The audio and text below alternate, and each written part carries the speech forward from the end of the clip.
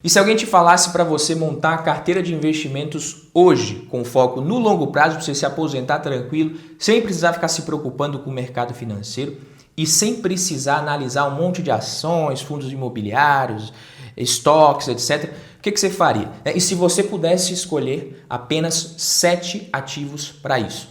Nesse vídeo aqui eu vou te mostrar exatamente quais são esses ativos, como é que funciona isso daqui e o mais importante, como dividir o seu dinheiro em ativos com esse perfil aqui, de acordo com o seu perfil de investidor também, tá? Porque os ETFs estão se tornando cada vez mais populares no Brasil, inclusive, em especial porque você tem, a cada dia que passa, investidores se preocupando com a perda do poder de compra do real, a diversificação global da carteira.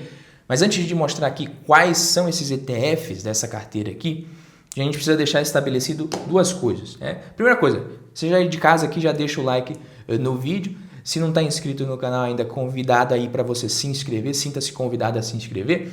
A primeira coisa aqui que a gente vai deixar estabelecida é que ETFs são investimentos passivos, são fundos que simplesmente replicam um determinado índice. Então não tem aquela coisa de qual que é o melhor ETF para comprar hoje, qual que é o ETF do momento, qual que é o ETF que está mais barato da Bolsa de Valores, não tem isso. E segundo, isso aqui é uma forma de você simplificar e eliminar tanto essa necessidade de você ficar analisando e acompanhando o tempo inteiro o mercado. Eu, particularmente, não utilizo essa estratégia 100% aqui no Brasil, mas é uma opção para simplificar, correr menos risco e não ter que lidar com análises complexas e acompanhar o mercado. É uma estratégia baseada nos princípios de investimentos propostos por John Bogle, que é o fundador da Vanguard e o criador do primeiro ETF, o primeiro fundo de índice do mundo. Tá? Eu vou dar uma modificada aqui para encaixar melhor no que eu acredito, na realidade também de alguém que investe no Brasil, que pretende seguir morando aqui. Mas o John Bogle, o que ele acreditava? Antes de falar da carteira, ele acreditava que investir tinha que ser simples, barato, eficiente e que a melhor estratégia para a maioria das pessoas seria comprar o mercado como um todo, minimizar custos, deixar o tempo trabalhar a seu favor e correr atrás ali das suas coisas também para você conseguir investir mais. E ele usava essa analogia que para que você vai perder tempo procurando uma agulha no palheiro quando você pode comprar o palheiro todo? É uma estratégia mais segura e que demanda menos tempo e esforço para você investir. Tá? Então, se é o que você está buscando, talvez você não precise de ações, fundos imobiliários, talvez você consiga se dar bem com uma carteira com alguns ETFs. Mas é claro que esse é o entendimento que o mundo tem hoje, que a galera tem hoje. Lá atrás era diferente. Tá? E algumas pessoas parecem que ainda parece ter ficado lá atrás, mas é que assim, na época que o John Bogle fundou a Vanguard e os ETFs começaram ali a entrar na mira do mercado, meio que riram da cara dele. O pessoal ali, alguns, que ninguém acreditava que investir ia ser tão simples assim e praticamente ninguém entendia essa conversa de agulha no palheiro dele. Então o mercado inteiro estava imerso numa série de processos complexos, metodologias, análise de ações, marketing, avaliação de tendências, gráficos, enfim. E aí o que o John Bogle fez basicamente foi o seguinte, tá vendo tudo isso aí, pessoal, que esses caras estão estudando incansavelmente, tentando te vender como se fosse a melhor estratégia? Joga tudo isso aí fora e compra esse ETF aqui, esse fundo de índice que eu lancei. O meu é que é o bom. E aí não dá para julgar quem não acreditou num cara como esse, né? Mas hoje em dia a gente tem vários estudos que mostram que ele estava certo e o mercado de ETFs, em especial nos Estados Unidos, se transformou numa indústria trilionária. Você pega o SPIVA Scorecard, por exemplo, que é um relatório que compara a performance dos fundos de investimento ativos com índices de referência que ele se propõe a bater, e ele pega ali a performance de grandes gestores que estão tentando encontrar as melhores agulhas num palheiro gigantesco e compara com o retorno do próprio palheiro, do ETF. Tá? E os dados que a gente tem são bem claros. Na média, cerca de 90% dos gestores perdem para o mercado no longo prazo. Nos Estados Unidos, 85% dos fundos ativos de large caps não superam o S&P 500 no período de 10 anos. Outra que você pega na Europa, 94% dos fundos de ações de grande capitalização não conseguiram bater o mercado em 10 anos. No Brasil, 80% dos fundos de ações não superam o Ibovespa nem no horizonte de 5 anos. Isso significa que é difícil até para esses profissionais com todo o seu conhecimento ali, ferramentas avançadas que eles têm à disposição e não conseguem consistentemente superar o desempenho do ETF de baixo custo, deixando claro que isso aqui não é só culpa dos gestores, tá? A maioria dos fundos ativos ali, eles não conseguem superar o mercado, mas os próprios investidores, os cotistas, atrapalham um pouquinho o desempenho dos fundos, porque começa a solicitar ali resgate, agindo por emoção, quando o mercado está subindo, corre para comprar mais cota, aportar, quando o mercado cai, aí bate o desespero e eles começam ali a pedir resgate de cotas, enfim, isso obriga o gestor a vender bons ativos nos piores momentos possíveis, o que não é bom. Então, um fundo ele pode até ter uma estratégia de longo prazo legal, estruturada, mas se os investidores, os cotistas, eles pedem resgate ali nos piores momentos, fica difícil, ele fica meio que refém do comportamento do mercado e não consegue executar ali a sua própria estratégia, a sua própria tese da melhor forma. Fora que encontrar agulhas no palheiro da bolsa é muito mais difícil do que num palheiro de verdade ali você colocar umas agulhas para você encontrar, porque você tem que encontrar a palha que vai virar agulha ainda, porque o que já virou agulha já está caro, dificilmente você vai ter um retorno. O que te gera mais alfa, o que te gera mais retorno é você encontrar as empresas que ninguém viu ainda, que são ainda palhas naquele palheiro e que vão virar as próximas agulhas. Então é difícil fazer isso. Então tem aqui vídeos no canal ensinando a analisar empresas, mostrando as ações que eu invisto, mas eu tenho consciência de que essa decisão de investir ativamente traz risco para a minha carteira e o investidor de ETFs ele não corre esse risco. Outra coisa também, eu mantenho a minha carteira no Brasil em ativos mais sólidos, geradores de renda passiva, que eu acredito que é o que funciona melhor aqui. Eu acredito nisso por conta das particularidades do nosso mercado. Você escolher ações individualmente pode ser uma boa alternativa nesse sentido, com esse tipo de estratégia, porque a Bolsa Brasileira ela depende muito de commodity, então é Petrobras, Vale, é volátil, o desempenho está muito atrelado a fatores externos, cotação de petróleo, minério.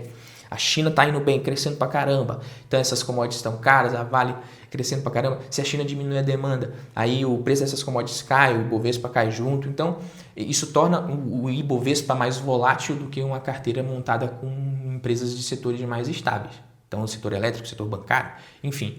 E aí os dividendos aqui no Brasil ainda são isentos de imposto de renda na pessoa física, então isso significa que uma carteira focada em empresas que pagam bons dividendos é uma boa estratégia na minha opinião, uma estratégia vantajosa para quem consegue, né? Você pega ali energia, saneamento, telecomunicações, setor bancário, tem fluxo de caixa mais previsível e distribui bons dividendos regularmente. Outras empresas, até mesmo do agronegócio, mas empresas com esse perfil de pagar dividendos. Então, você pode montar uma carteira menos arriscada e ainda receber uma renda passiva mais eficiente do que você comprando BOVA11, por exemplo, que é o índice Bovespa, ETF que replica o índice Bovespa. Mas é claro, isso vai exigir mais estudo e um bom critério para você escolher e controle emocional. Porque quando você toma uma decisão de investir individualmente em ações, é que a gente chama de fazer stock picking, você está abrindo margem para o efeito de vieses comportamentais, decisões irracionais, que quem tem ali a carteirinha de ETF, feijão com arroz, não tem que lidar com isso.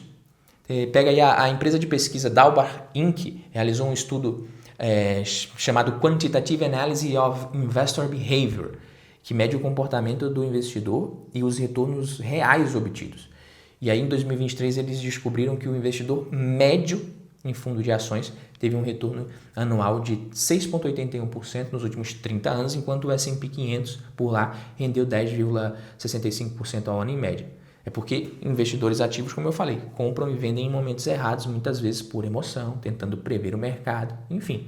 E investidores ativos tendem a ter retornos inferiores aos dos índices por conta dessas movimentações. Os ETFs eliminam esse erro comportamental? Não necessariamente. Se a pessoa ela não tem paciência e disciplina, eu vou investir nesse ETF aqui hoje porque ele está indo bem, eu vou pegar esses ETFs aqui do mercado americano, está subindo tecnologia, compra lá, já compra na máxima ali, depois os ETFs começam a cair, vende com prejuízo, aí agora quem está subindo é a Bolsa Brasileira de novo, volta para cá, vou investir em ETFs de empresas de luxo, moda de luxo na Europa, que está bombando, crescendo muito, fica girando, aí não funciona, vai perder dinheiro igual fazendo stock pick. O problema não está nos ETFs, mas na forma como você vai usar. Então tem que respeitar a asset allocation do mesmo jeito, tem que ter estratégia do mesmo jeito, senão vai dar tudo errado. Então, o John Bogle, apesar de eu não seguir a risco a estratégia dele aqui, mas ao invés de ficar tentando acertar, simplesmente compra o mercado inteiro, diversifica no país, no mundo, coloca a renda fixa para reduzir a volatilidade e deixa os juros compostos e o asset allocation fazer o trabalho duro ali ao longo das décadas. Então são 3 ETFs, tá? E as porcentagens aqui pode variar. Badu, mas não eram 7? A estratégia original dele aqui são 3 ETFs, mas eu dei uma adaptada aqui para os 7, a gente vai chegar lá já. O primeiro dos 3 ETFs seria um ETF local, que representa o mercado do seu próprio país. Então, se você mora no Brasil, seria um ETF de bolsa brasileira. O segundo ETF seria um ETF global, que diversifica o seu capital ali para além das suas fronteiras. Então, seria o centro da estratégia, que é com esse ETF aqui que você foge da limitação dos riscos do seu país aqui no Brasil. No caso, isso reduz a nossa volatilidade como um todo, a sua dependência da economia local aqui no Brasil, que convenhamos, nos últimos 524 anos tem sido muito incerta, e garante que você participe do crescimento global como um todo. E o terceiro ETF seria um ETF de renda fixa, né? E é só isso, um ETF de ações local, um de ações global e um de renda fixa, e acabou. Toda a filosofia dele gira ao redor, como eu falei, da simplicidade. Se fosse para investir nos Estados Unidos dessa forma, você teria, por exemplo, ali o primeiro ETF, o VTI, que replica o mercado acionário dos Estados Unidos como um todo. O segundo ETF, o VT, que representa ali o mercado de ações fora dos Estados Unidos, incluindo até mercados emergentes. E o BND, terceiro ETF, o Total Bond Market ETF, que representa o mercado de renda fixa, de certa forma, dos Estados Unidos. Eu gosto de dar, como eu falei, uma modificada nessa estratégia e incluir também, né, além da renda fixa das ações, né, ETFs que sirvam também como reserva de valor. Eu uso 2 ETFs para isso, um de reserva de valor, né, bem tradicional, que é o ouro, e o Bitcoin, que apesar de ter muita volatilidade, e é óbvio que tem um risco muito maior, porque é uma provável reserva de valor ainda, não passou pela mesma prova do tempo que o ouro, mas aqui é mais um investimento pelo fato de acreditar que ele vai ser cada vez mais visto pelo mercado como uma reserva de valor. Então, adaptando essa estratégia ali, qual que seria essa carteira que eu trouxe aqui para vocês, com 7 ativos, fazendo ali um feijão com arroz bem feito para muito investidor já, né, com renda fixa, ações brasileiras, ações globais, ouro, Bitcoin. Você pode ter certeza que uma estratégia como essa funcionaria muito bem, vai funcionar muito bem no longo prazo, mas exige disciplina, não tem como fugir da volatilidade, como eu falei, tem que ter estômago também. Tá? Então, foco sempre no desempenho da carteira e não no desempenho de cada uma das fatias ali, senão você vai, né, dar um jeitinho ali de fazer stock picking achando que está tendo estratégia. Não, manter a alocação e focar no desempenho da carteira. Para renda fixa aqui no Brasil, tem um ETF chamado B5P211, né, pega títulos públicos indexados à inflação com vencimento de até 5 anos. E replica o IMAB5, que historicamente entregou um retorno legal, está num patamar interessante de taxas, para quem ainda não começou a investir, principalmente, é bacana, uma taxa legal. É claro que eu colocaria aqui também um pouco em Tesouro Selic ou num CDB de um banco bem seguro, rendendo 100% do CDI, nem tanto aqui no sentido de caixa de oportunidade, mas numa reserva de emergência, claro, para reduzir o risco da carteira. Então, esse ativo não seria necessariamente um ETF. 2 já, né? Aí nos Estados Unidos você tem de renda fixa ali, né, soberana, o SHV, que investe em títulos de curto prazo. Daria para você ter GovT e SHV? Daria. Mas vou deixar só o SHV aqui no nosso exemplo. Para ETFs aqui, mercado brasileiro de ações, focado em empresas de dividendos, DIVO11. Tem outros ETFs com essa mesma proposta, mas esse aqui eu acho interessante, também é uma taxa legal. Com relação ao ETF global, você tem o VTI, né, o mesmo que eu tinha falado lá da estratégia do Bogle. E para a parte da reserva de valor, é o GLD ou o IAL para ouro, né, o IAL aqui no caso, e o IBIT para Bitcoin. Então você podia deixar ali uns 5% em Bitcoin, né, e uns 10, 15% em ouro, já está legal. Mas qualquer combinação que você utilizar desses ETFs aqui vai funcionar legal. É claro, usando o bom senso, né? 100% em IBIT, Bitcoin, vamos de Bitcoin, acabou. Se tem um risco muito grande, você corre o risco de fazer alguma besteira ali, o seu lado emocional não dá conta. Não é todo mundo que consegue ter 100% nisso, pelo amor de Deus. Mas praticamente aqui, só uma vez que você definiu a alocação, só depende de você seguir executando essa estratégia com os ETFs ali, que são o que você escolheu pro resto da sua vida. É óbvio que caso você queira dar uma apimentada, correr um pouquinho mais de risco, receber renda passiva no Brasil, que é o que eu faço para os nossos clientes lá na Lumen, ter uma carteira de ações para você receber dividendos, reinvestir, com a isenção do imposto de renda ali na pessoa física ainda, alguns fundos imobiliários, Eu acho que funciona muito bem se você tiver perfil, se você tiver emocional e souber escolher esses ativos. Inclusive, estou deixando aqui nos comentários o link fixado da Lumen Investimentos, a minha consultoria de investimentos. Se você quiser que a gente monte uma carteira de investimentos para vocês, a gente faz isso em menos de 30 dias. A gente vai desenvolver essa estratégia ali, fazer essa proposta desse planejamento financeiro dos seus investimentos no médio e longo prazo, de acordo com o que você está querendo, com o teu perfil, 100% personalizado. O vídeo de hoje foi esse. Fico por aqui. Se você quiser conhecer a Lumen, clica aqui no link, preenche o formulário. Até a próxima. Valeu!